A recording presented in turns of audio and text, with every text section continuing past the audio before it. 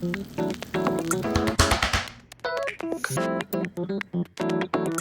everyone and welcome back to this dish. So today I'll be making baked artichoke dip that is perfect as an appetizer, or you can use it for any social gathering.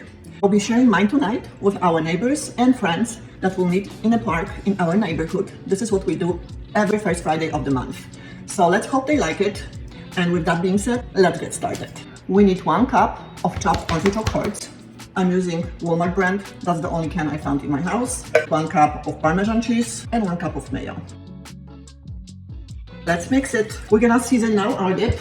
I'm using chili pepper because I love things on the spicy side.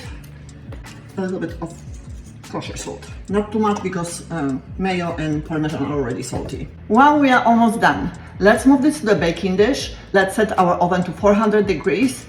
And what I usually do, I sprinkle mine with breadcrumbs mixed with Parmesan cheese for extra crispiness.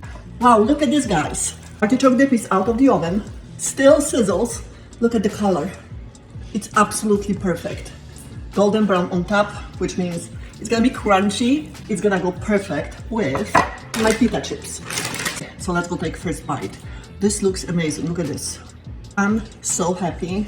I love the flavor. I love the scent of it. It's just perfect. It's very hot, so I have to be very careful so I don't burn myself. Look.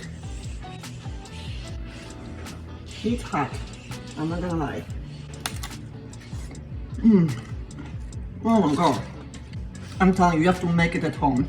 It's unbelievable. Okay, this will be gone before the party starts. Wow. So to me, this is definitely dish delish.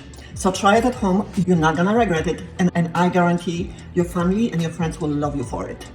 So thank you guys so much for watching. Follow me for more recipes and I will see you next time. Bye everyone!